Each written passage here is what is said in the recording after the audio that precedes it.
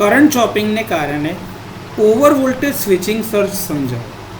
તો કે current chopping એક એવી ઘટના છે કે જે સામાન્ય રીતે ટ્રાન્સફોર્મરમાં મેગ્નેટિક કરંટ અથવા તો રિએક્ટરમાં જે નો લોડ કરંટ આવે છે એવા ઓછા મૂલ્યવાળા ઇન્ડક્ટિવ કરંટના વિક્ષેપ એટલે કે એને જે બ્રેક કરવાનું થાય છે અથવા તો એને સ્ટોપ કરવાનું થાય છે તે દરમિયાન થાય છે. ખાસ કરીને એર બ્લાસ્ટ અથવા તો વેક્યુમ સર્કિટ બ્રેકર સાથે સંકળાયેલું છે, જે એસી સાયકલના નેચરલ ઝીરો પહેલાં કરંટને અચાનક ઝીરો પર લાવવા માટે ફોર્સ કરે છે.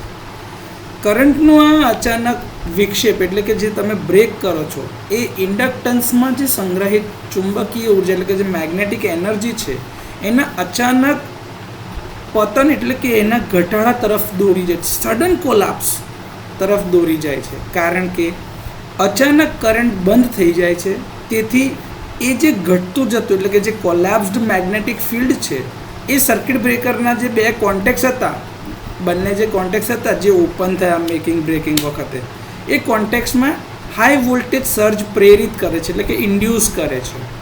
એ નીચેના સૂત્ર દ્વારા નિયંત્રિત કરી શકાય, જેમાં તમે જાણો છો V=L/dI/dt. હવે આ જે dI/dt છે એ ખૂબ જ મોટો બની જશે કેમ કે કરંટ એકદમ જ ઝીરો થઈ ગયો છે. આના પરિણામે હાઈ ફ્રીક્વન્સીના ટ્રાન્ઝિયન્ટ ઓવર વોલ્ટેજ થાય છે, જેને ઘણીવાર સ્વિચિંગ સર્જ અથવા તો ઓવર વોલ્ટેજ સર્જ તરીકે ઓળખવામાં આવે છે. આ રીતે ઉત્પન્ન થતા ઓવર વોલ્ટેજ સર્જને રેઝિસ્ટન્સ સ્વિચિંગ દ્વારા આપણે દૂર કરવામાં આવે છે. તમે એની જગ્યા પર એની સાથે લાઇટનિંગ એરેસ્ટર વાપરી શકો છો.